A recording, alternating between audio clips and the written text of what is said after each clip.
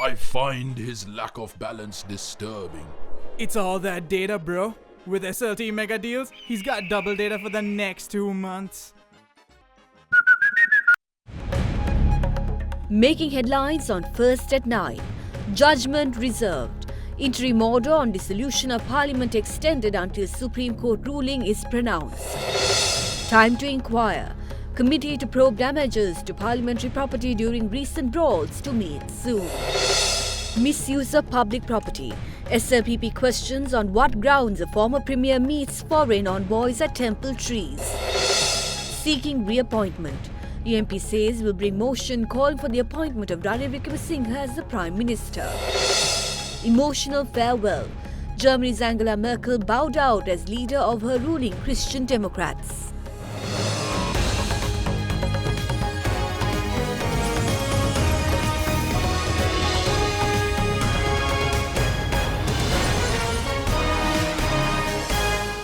Bike එකක් ගත්තොත් phone එකක්.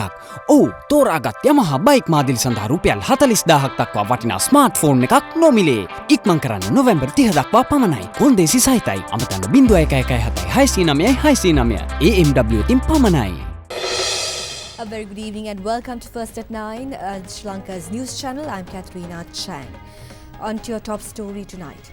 The Supreme Court today concluded hearing petitions challenging the Gazette notification issued by the President dissolving Parliament.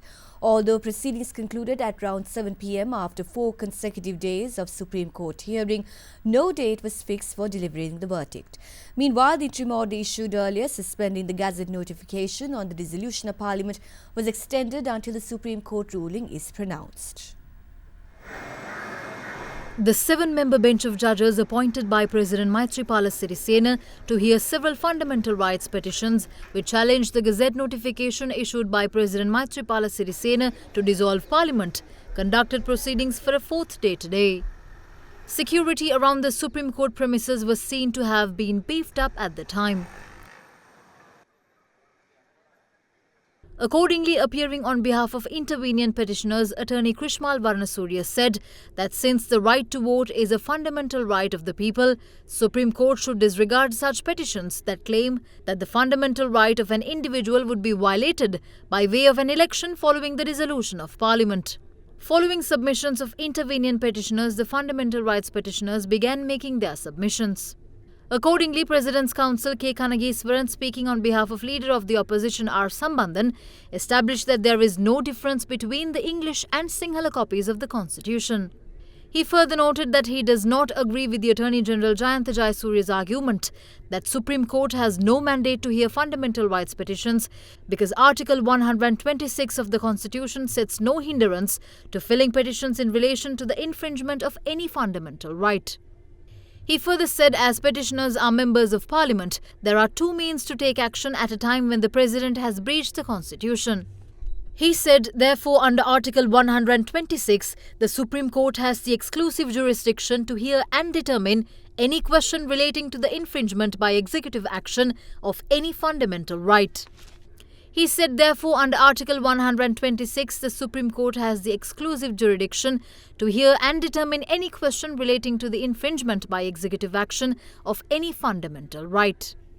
He further argued that Articles 70 and 33 must be interpreted in union in the event of dissolution of Parliament. Moreover, he said that although a number of political warnings were issued during the submissions of intervenient petitioners, those cannot be considered as valid arguments. Presenting his submissions, President's Counsel Tilak Marapana said he is able to respond to yesterday's question on the purpose of including Article 33 Sub-Article 2 to the executive powers under the 19th Amendment. He said that it is an official duty and accordingly President moving to dissolve Parliament can be challenged through fundamental rights petitions. President's Counsel Tilak Marapana also emphasized that actions of presidents have, in previous occasions, been challenged before the Supreme Court through fundamental rights petitions. Referring to the petition filed in the Supreme Court against the appointment of former Chief Justice Shirani Bandaranaike as an example, he pointed out that no argument was made that Supreme Court does not have the mandate to hear the petition.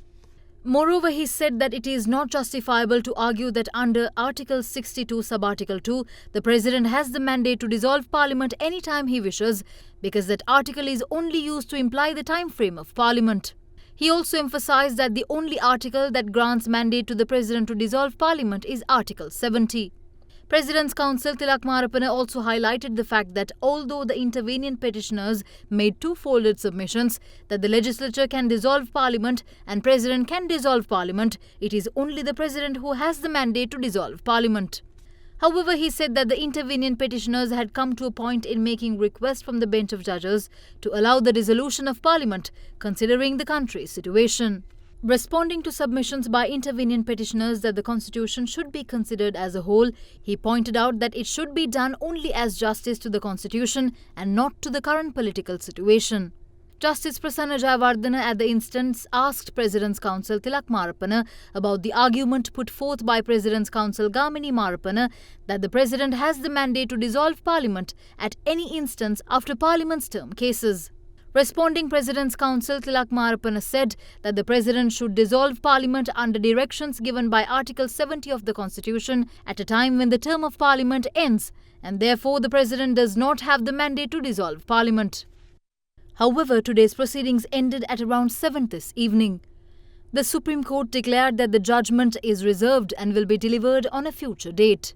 The interim order which suspended the Gazette on dissolution of Parliament is meanwhile extended until such time the Supreme Court judgment will be pronounced.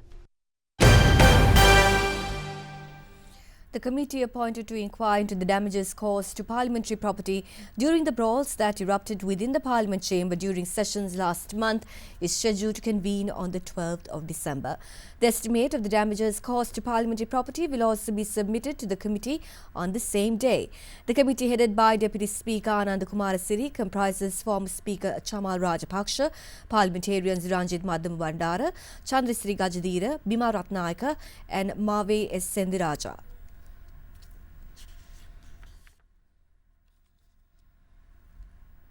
UMP parliamentarian Ajit P. Pereira identifies the nullification of or alteration to the 19th Amendment of the Constitution will deprive the citizens from the victory they achieved through its enactment. The MP made this comment at a media briefing held at Temple Trees today.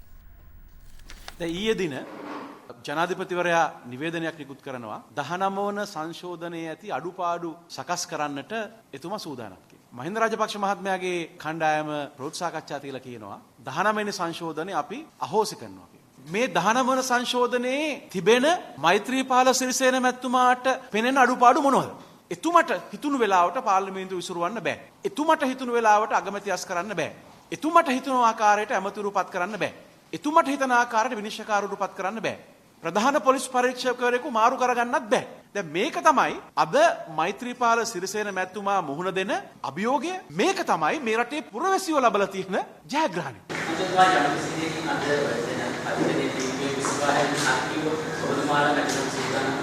අපි ඕනම වෙලාවක මැතිවරණයකට සූදානම්. ජනවාරි 8 වෙනිදාන් පස්සේ ජනාධිපතිවරණයක් නිත්‍යානුකූලව පවත්වන්න පුළුවන්කම තිබෙනවා. අපි පාර්ලිමේන්තුවට ඉදිරිපත් කරනවා.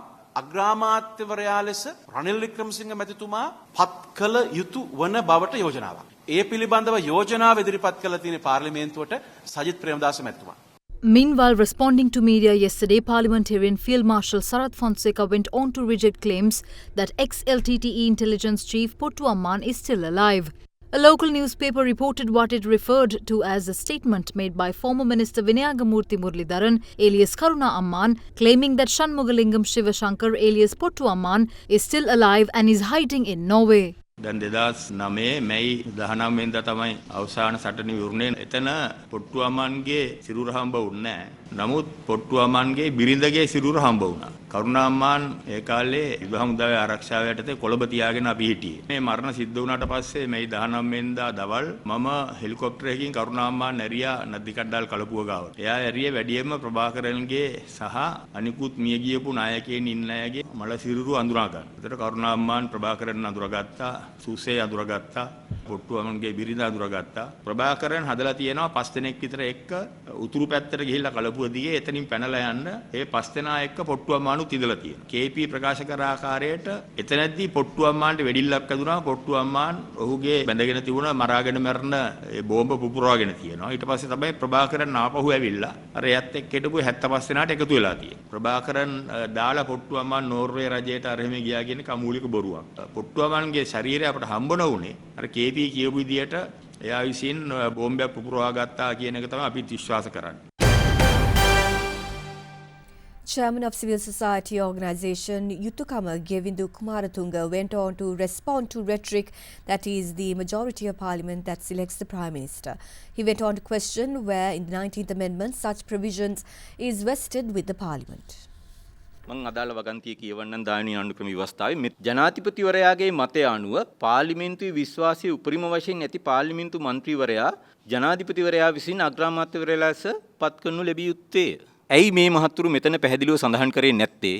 පාර්ලිමේන්තුවේ 113කට වඩා බහුතරයක් සහිත නැත්නම් පාර්ලිමේන්තු යෝජනා සම්මතයකින් 113ට වඩා බහුතරයක් සහිතයි පෙන්눔 කරන මන්ත්‍රීවරයා නැත්නම් යෝජනා කරන මන්ත්‍රීවරයා අගමැති වශයෙන් පත් කළ යුත්තේ කියලා ඒ දානවයට ඇතුල් කරේ නැත්තේ. ඇතුල් කරේ නැත්තේ දානවය සම්මත කරනකොට රනිල් වික්‍රමසිංහ මහත්තයාට හිටියේ මන්ත්‍රීවරු 42ක් නැත්නම් 43යි. එතකොට මේකේ සඳහන් කරා නම් පාර්ලිමේන්තු බහුතරයක් සහිත පක්ෂයේ මන්ත්‍රීවරයෙක් අගමැති කළ යුතුයි කියලා මේ දානවය සම්මත කරපු දවසට පහුවෙන්දා රනිල් වික්‍රමසිංහ මහතාට තමන්ගේ අගමැති ධූරයෙන් ඉල්ලා අස්සෙන්නවා. ඊළඟට මේ අනුර කුමාර දිසානායක මහතා මොකද්ද කියන්නේ? කතානායක පක්ෂග්‍රාහී නම් අදම විශ්වාස භංගයක් ගේන්නේ. කතානායකවරයාත් මේක කිව්වා. ඒකද උත්තරේ. දැන් ඕකම ජනාධිපතිතුමා කරන්න ගත්තොත් එහෙම. දැන් ජනාධිපතිතුමාත් හිතූ දේ කළා කියන්න ගත්තොත් එහෙම ඇයි අර ව්‍යවස්ථාවේ තියෙනෝනේ දෝෂාභියෝගයක් ගේන්න වගන්තිය. එහෙම කරොත් එහෙම මේක ප්‍රජාතන්ත්‍රවාදීද? Meanwhile, several protests were organised across the country by various factions calling for general elections as soon as possible. Civil organisation Voice of Justice organised a gathering at the Vihara Mahadevi Open Air Theatre in Colombo last evening to raise voice on the current political crisis. A number of artists were also present.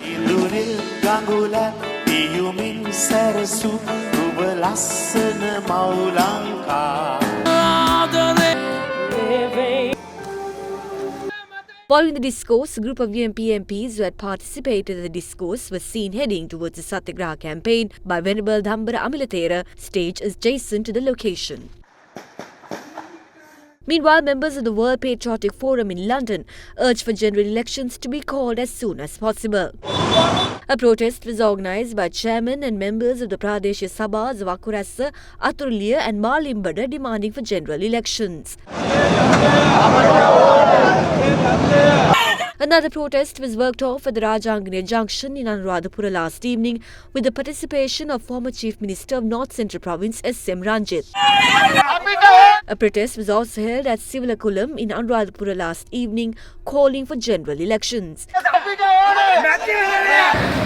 Meanwhile, Sri Lanka Podujana Engineers Front was seen distributing leaflets at the Gampaha railway station last evening to create awareness on the need to hold general elections in the country.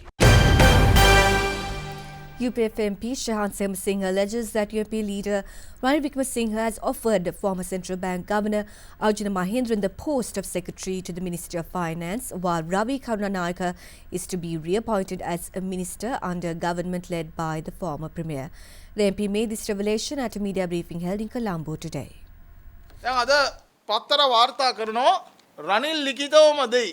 රවි නියෝජ්‍ය නායක හා මුදල් ඇමති. රවි කරුණානායක මැතිතුමාට මේ අවස්ථාව දෙන්න ඕනේ නම් මුදල් අමාත්‍යාංශය දෙන්න අවශ්‍යතාවයක් තිබ්බා නම් අපිට ඒක කිරීමේ කිසිම බාධාවක් තිබ්බේ නැහැ. හැබැයි සදාචාරාත්මකව එවැනි කණ්ඩායම් සමග රජයක් පිහිටවන්න බැරි හින්දා අපි කිසිසේත්ම මෙවැනි කණ්ඩායම් සමග එකඟතාවයන් පළ කරේ නැහැ. දෙවැනි කාරණාව තමයි මේ වගේම කිවිසුමක් ඇති කරගෙන තියෙනවා අර්ජුන් මහේන්ද්‍රන් නැවත රනිල් වික්‍රමසිංහ ආණ්ඩුවක් යටතේ මුදල් අමාත්‍යාංශයේ ලේකම්වරයා බවට පත් කිරි. එතකොට මොකද්ද නැවත වාරයක් TNA සංවිධානයත් එක්ක රනිල් වික්‍රමසිංහ අගමැතිතුමා ඇති කරගෙන තියෙන කිවිසුම? ෆෙඩරල් ව්‍යවස්ථාව ගෙන ඒම සඳහා අවශ්‍ය කිවිසුම තමයි සුමන්දිරන් මන්ත්‍රීතුමත් එක්ක මේ වෙනකොට දෙමළ සංධානයත් එක්ක ඇති කරගෙන තියෙන්නේ. විදේශීය තානාපති කාර්යාල වන්දනාව තාම නවත්තලා නැහැ. ඊයේ දිනේත් බලහත්කාරයෙන් තමන් රැඳී සිටින අර්ලිගහ මන්දිරයට අපි දැක්ක වාර්තා වෙනවා විදේශ තානාපතිවරුන් කැඳවීමක් සිදු කරනවා. සදාචාරාත්මකව දූරෙන් ඉවත් කරපු අගමැතිවරයෙකුට අරලියගහ මන්දිරය නැවත දේශපාලන වැඩ කටයුතු සඳහා භාවිතා කරන්න පුළුවන්. The Derana Madu tank, which underwent renovation at a cost of over 2 billion rupees, was vested with the public today by President Maithripala Sirisena. Renovation to the Iranamadu tank, the largest reservoir in the northern province, began in 2015. Over 9,000 families benefit from the reservoir, which spreads across 21,000 acres. Water was released through the spill gates this morning for the first time since its renovation. President Maithripala Sirisena also engaged in an observational tour of the reservoir premises.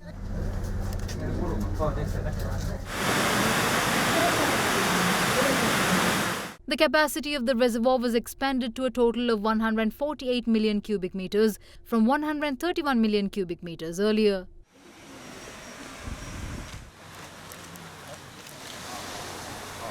අවසාන ප්‍රතිසංස්කරණය කරලා තිබෙන්නේ ඉරණමඩු ජලාශය 1975 දී මේක 2012 ආරම්භ කළා වැඩ නැවතිලා තිබෙනවා. නමුත් මම ජනාධිපති ධුරයට පත් වුණාට පසුව 2015 මේ ජලාශයේ මේ ව්‍යාපෘතයේ කටයුතු ආරම්භ කළා. පොදු ජනතාවට වගේම රට වශයෙන් ගත්තාම මේක අපේ රටේ ජාතික ආර්ථිකයට විශාල ශක්තියක් පුළුල් දායකත්වයක් මේ ජලාශයේ මේ විදියට කරන්න ලැබීම ගැන මම ඉතාමත් සතුටු වෙනවා. මේ ජලාශයෙන් මේ ජලය නිකුත් කිරීම මම දකින්නේ උතුරු පළාතේ ජනතාව තුළ සංහිඳියාව ශක්තිමත් කරන්න ඉතාමත් වැදගත් කාර්යයක් විදියටයි. Later, the head of state also engaged in an observational tour in the area of Shantikulam in Kilinochchi.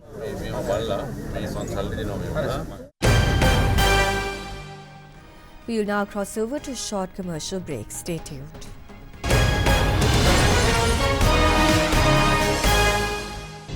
You are watching Sri Lanka's award-winning news channel, Derana 24/7.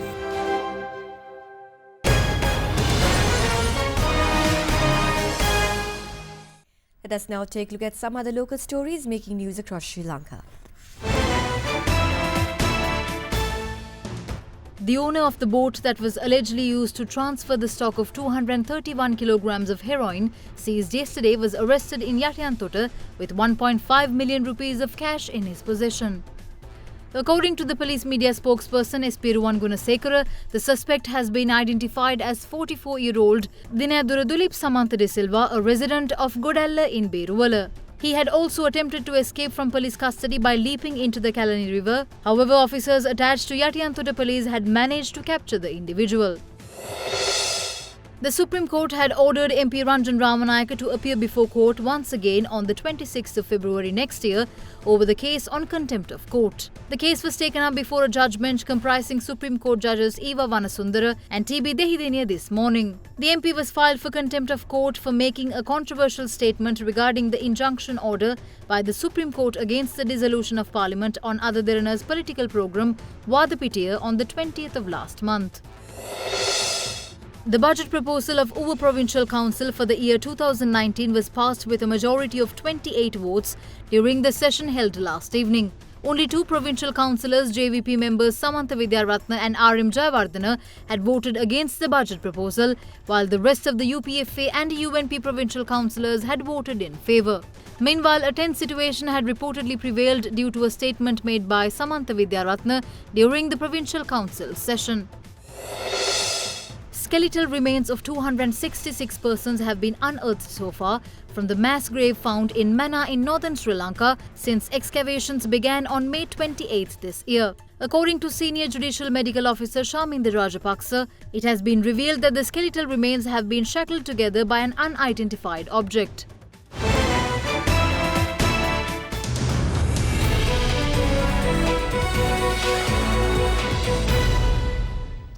Governor of Central Bank Dr. Indrajit Kumaraswamy says more work needs to be done in order to create awareness in promoting sustainable business practices.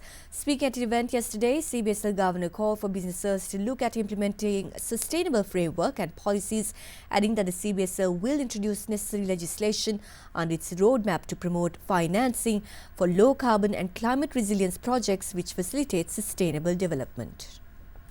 The inauguration ceremony of the 15th International Conference on Business Management, organised by the University of Sri Jayawardhanapura, was held in Colombo yesterday under the theme Sustainability Through Going Green, Opportunities and Challenges for Business. The event was presided over by the Governor of Central Bank of Sri Lanka, Dr. Indrajit Kumaraswamy. I think it's also very important to recognize that governments have a very crucial role, in particular in terms of mainstreaming sustainability into their planning and budgeting processes.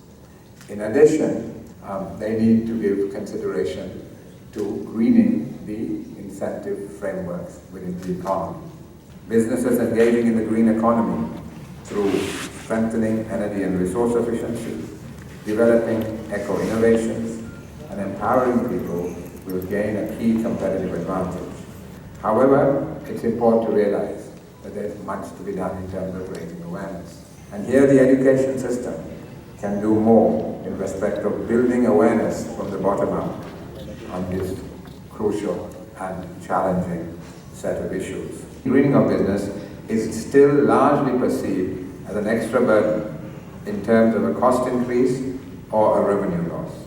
This is a misconception, particularly if one adopts triple bottom line accounting. Now, financial intermediation is the lifeblood of any economy. The financial system must be geared to fund projects with low carbon and climate resilient outcomes. Going forward, we expect to introduce necessary regulations under our roadmap to promote financing for low carbon and climate resilient projects, which in turn facilitates sustainable development. The all-share price index increased by 0.61% to 6,069.22 with a turnover of 611 million rupees. Foreigners sold a net 193.2 million rupees, amounting to 63.3% of daily turnover. The stock market has declined 4.7% so far this year. With that, let's now take a look at how Sri Lankan stocks performed during the week. During the week, the ASPI gained 0.8%. Similarly, the S&P SL20 increased by 0.5%. The average daily turnover for the week was down from last week to 615 million rupees. Furthermore, foreigners remained active for the week, closing as net sellers, where foreign sales accounted for 54% of the total weekly turnover. A net foreign outflow of nearly 929 million rupees was recorded for the week. This resulted in the year-to-date net foreign outflow to increase to 19.3 billion rupees. The Sri Lankan rupee ended firmer today, helped by inward dollar remittances. The rupee ended at 181.02 cents against the dollar today. With that, let's now take a look at how the Sri Lankan rupee traded against other major currencies around the world.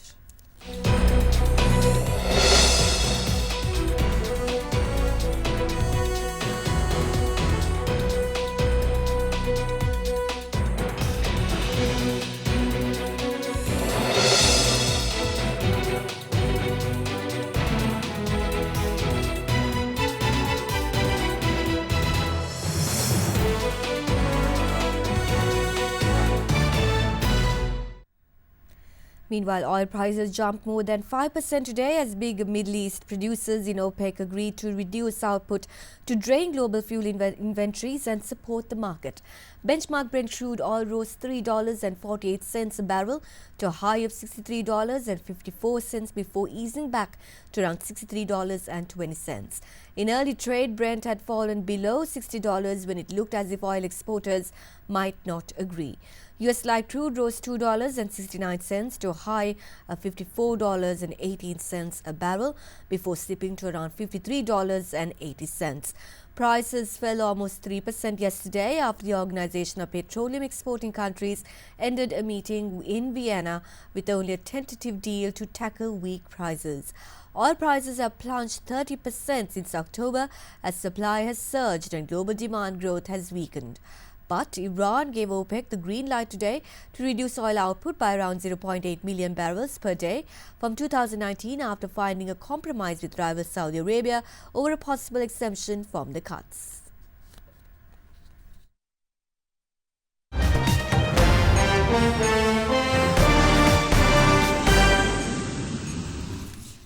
Now, German Chancellor Angela Merkel has given an emotional farewell speech to her ruling Christian Democrats as she steps down as party leader. Despite quitting as CDU leader, Merkel plans to remain German Chancellor until her term ends in 2021. Meanwhile, in other international news, the Yellow Vest in France have been the subject of anxiety, controversy and at times shameless political opportunism on all sides. Tourist sites in Paris are to close tomorrow amid fears of further street violence from Yellow Vest anti-government protests. Prime Minister of France, Edouard Philippe, announced that 89,000 police officers will be on duty across France and armoured vehicles will be deployed in the capital. Police have urged shops and restaurants on Paris's Champs-Élysées to shut and some museums to be closed as Paris endured some of the worst rioting in decades last Saturday. The government has said it is scraping unpopular fuel tax increases in its budget, the original trigger for the protests. But border discontent with the government has spread, and Yellow Vest protesters have erupted over other issues. As the country braces for another wave of violent protests tomorrow, French President Emmanuel Macron will early next week address France of the Yellow Vest movement, named for the high visibility vests they wear to demonstrations. Getting back to one of our headline-making news, German Chancellor Angela Merkel has given an emotional farewell speech to her ruling Christian Democrats as she steps down as party leader. Despite quitting as CDU leader, Merkel plans to remain German Chancellor until her term ends in 2021. Angela Merkel bowed out as leader of her Christian Democrats today with an emotional speech to her Conservative Party as it met to pick her successor who will move into pole position to become Germany's next Chancellor. 64-year-old Merkel told the CDU Congress in Hamburg of her gratitude for the chance to have served as party chief for 18 years, 13 as Chancellor, in which she came to dominate European politics as its key crisis manager and consensus builder. The frontrunners are Annegret Kramp-Karrenbauer, a Merkel protege, seen as the continuity candidate, and Friedrich Merz, a Merkel rival who has questioned the constitutional guarantee of asylum to all politically persecuted and believes Europe's biggest economy should contribute more to the European Union. Merkel said in October she would step down as party chief but remain chancellor, an effort to manage her exit after a series of setbacks since her divisive decision in 2015 to keep German borders open to refugees fleeing war in the Middle East. Let's take a look at more international news in brief. Australia has passed controversial laws designed to compel technology companies to grant police and security agencies access to encrypted messages, saying they are necessary to help combat terrorism and crime. However, critics have listed wide-ranging concerns, including that the laws, a world first, could undermine the overall security and privacy of users. Canadian Prime Minister Justin Trudeau says his government had no involvement in the arrest of Meng Wanzhou, chief financial officer and the daughter of the founder of Chinese telecoms giant Huawei. She was detained at Canada's Vancouver airport on an extradition request from the United States, but China has demanded her release, calling the arrest a human rights violation. US comedian and actor Kevin Hart says he has stepped down from hosting the 2019 Oscars following a controversy over homophobic tweets. Kevin Hart had said hosting the Oscars was a goal in his list for a long time, but now he does not want to be a distraction on a night that should be celebrated by so many amazing talented artists. The announcement of Hart as host came only on Tuesday, but comments he made of anti-gay slurs during a comedy routine in 2010 have been put under the spotlight in recent days. You are watching Sri Lanka's premier news channel, Other Derana 24/7. And that's it for Mother Derana First at 9 for tonight. But before we leave you, since it's Friday, we leave you with the good story. Today we bring you the story of a fourth Charles, who is identified as an inventor, an entrepreneur, and above all, he was referred to as a mad scientist for many of locals who are unable to understand the experiments he was carrying out. Bring his passions together, Charles brings all these passions together and dedicates his life to bring affordable science education to kids across Africa. He has invented a science set developed to give students access to a unique toolkit. Each set contains 45 scientific components and costs just $20. He also revealed that his next invention is going to be cheap and is to assemble microscopes carefully designed and built using 3D printed material. We hope you enjoy this lovely story. So make sure you join us tomorrow at the same time.